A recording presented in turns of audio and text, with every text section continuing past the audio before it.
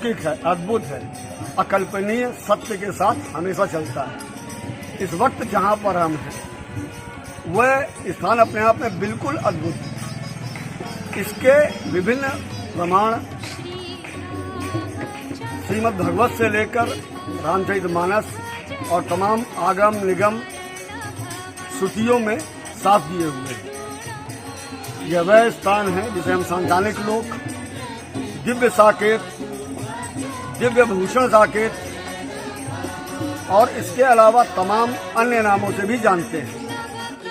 कामद जनक लली कर रूपा, चित्रकूट रघुनाथ स्वरूपा। ये सरयू धारा है, इसके बारे में हम आपको आगे विस्तार से बताएंगे।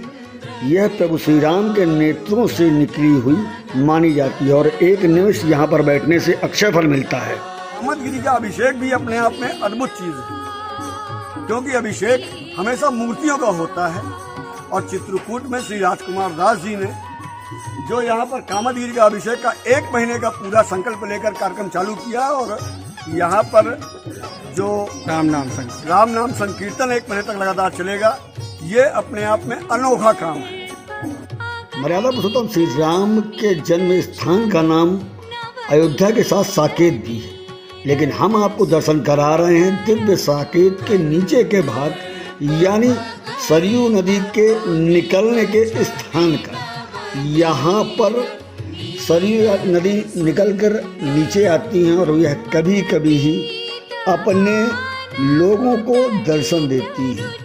वैसे इस स्थान को माधुरी कुंज, नित्य वृंदावन, सांतानिक लोक आदि नामों से भी जाना जाता है, लेकिन सबसे दुखद बात यह है कि यह स्थान आज पूरी तरह से लुप्त हो चुका है। आज आपके सामने हम प्रस्तुत करेंगे कुछ ऐसी दिव्य बातें जो वास्तव में आपको सिद्ध करेगा कि चित्रकूट विश्व में दिव्यतम स्थान है। सरयू धारा के ऊपरी भाग का रहस्य जानने के लिए हमको भूषण रामायण देखना होगा।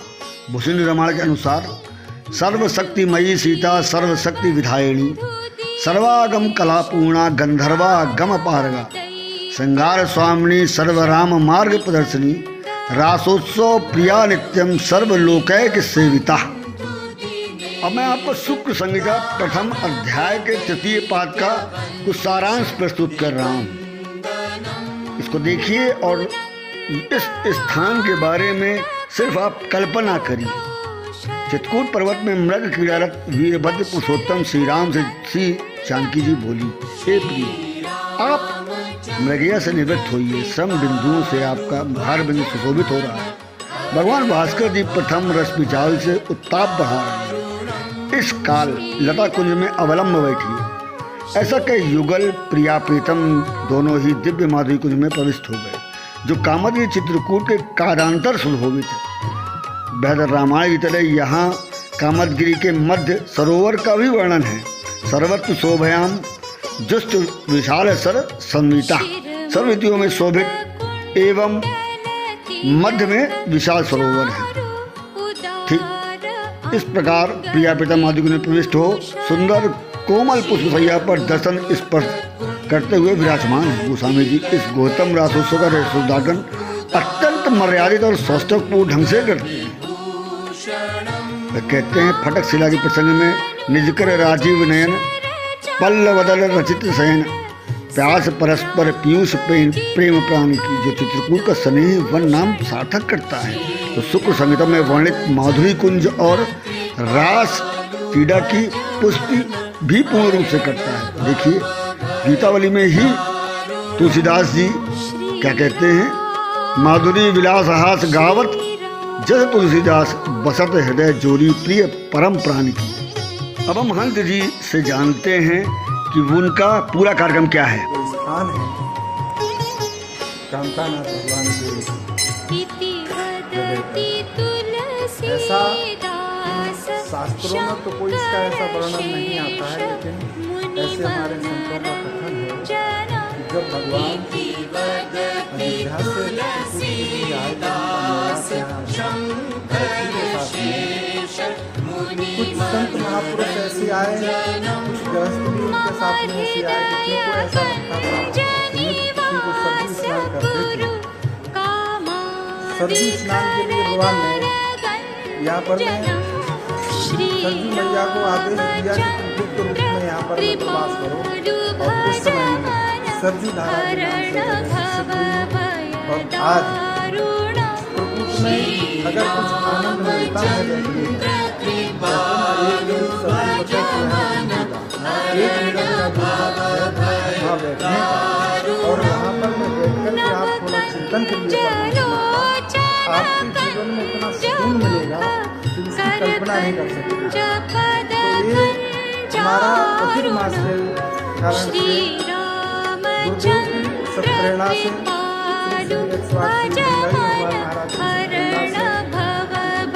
एक मास के लिए अभिषेक कामदाना भगवान का राम दर्शन, उसमें हमारा जो संकल्प है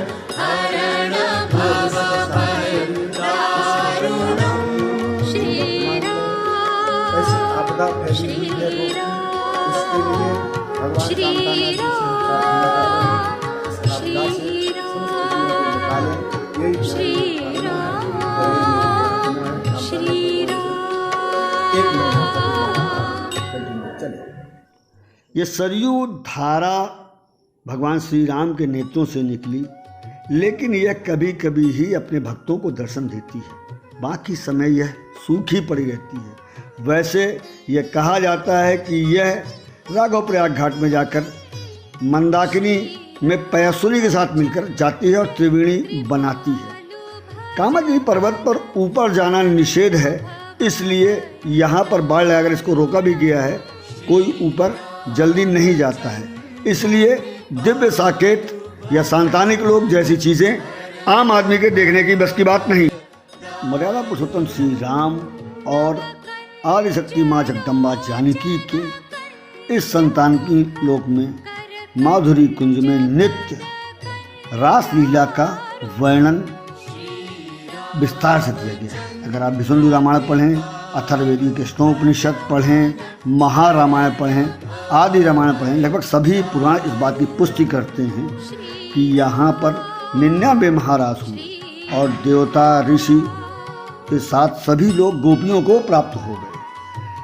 श्री कृष्ण का जन्म यहाँ से 100वें महाराज के लिए लेना पड़ा, बात की लीला अलग है, लेकिन यह स्थान इस बात की पुष्टि करता है तमाम पुराणों आख्यानों के द्वारा कि श्री कृष्ण के जन्म के कारक के रूप में यह स्थान है।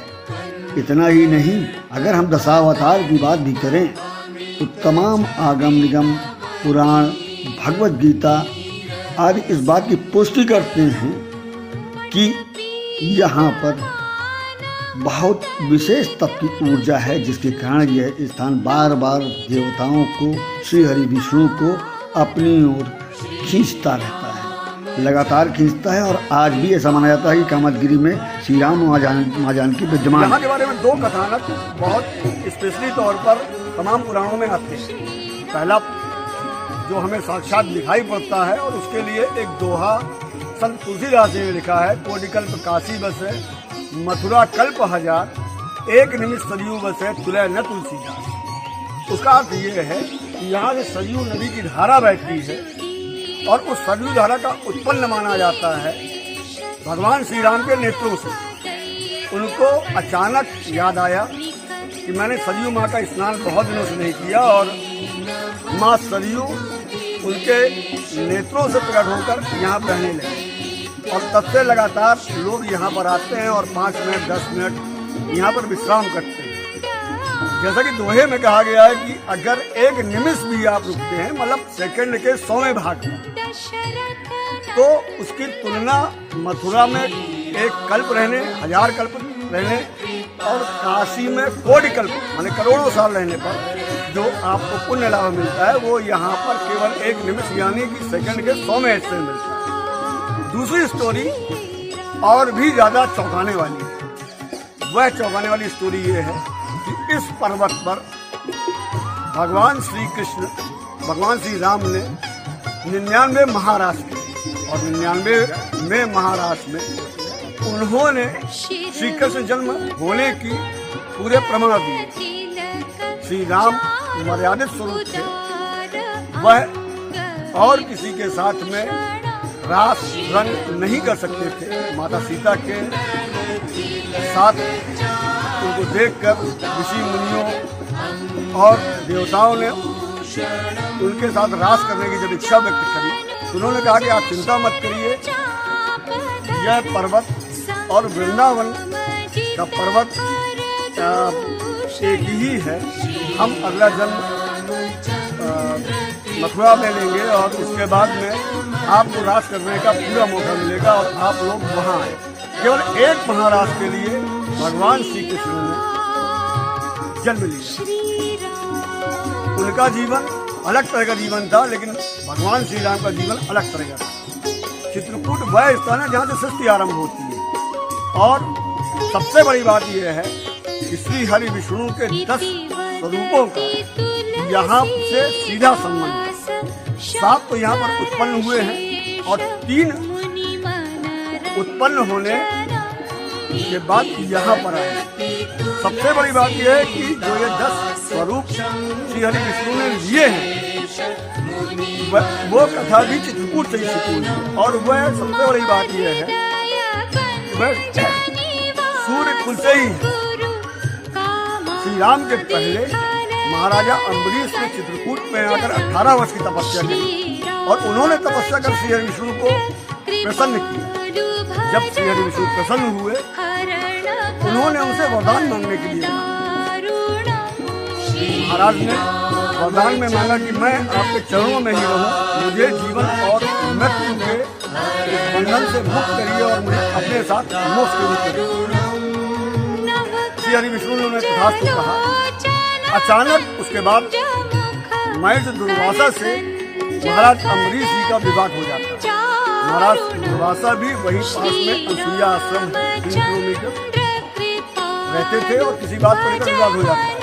विवाद होने के बाद महाराज दुर्वासा ने भी श्री हरि विष्णु की तपस्या करी और उनको प्रसन्न किया। जब श्री हरि विष्णु ने उनसे वर मांगने के लिए तो कहा तो उन्होंने कहा कि महाराज अम्बरीश को आवागमन से जो मुक्ति का आपने वरदान दिया उसे आप कैंसिल कर दीजिए और उनको लगातार जन्म लेने के लिए पृथ्वी पर भेजिए, कम से कम 10 जन्म होने चाहिए। तो श्री हरि विष्णु ने कहा कि मैंने अगर अपने भक्त को अभयदान दिया है, उनको कोई आशीर्वाद दिया है तो वो तो प्रभावी नहीं होगा, लेकिन मैं स्वयं इस पृथ्वी पर 10 जन्म लूंगा। तो यह वह जगह है जो अपने आप में अद्भुत है, अलौकिक है, अकल्पनीय है। तमाम वेद पुराण रामायण गीता भागवत लिखे गए तमाम श्रुतियाँ इस बात की पुष्टि करती हैं। श्री कामदगिरि का अभिषेक भी अपने आप में अद्भुत चीज़ है, क्योंकि अभिषेक हमेशा मूर्तियों का होता है और चित्रकूट में श्री राजकुमार दास जी ने जो यहाँ पर कामदगिरि का अभिषेक का 1 महीने का पूरा संकल्प लेकर कार्यक्रम चालू किया और यहाँ पर जो राम नाम संकीर्तन 1 महीने तक लगातार चलेगा, ये अपने आप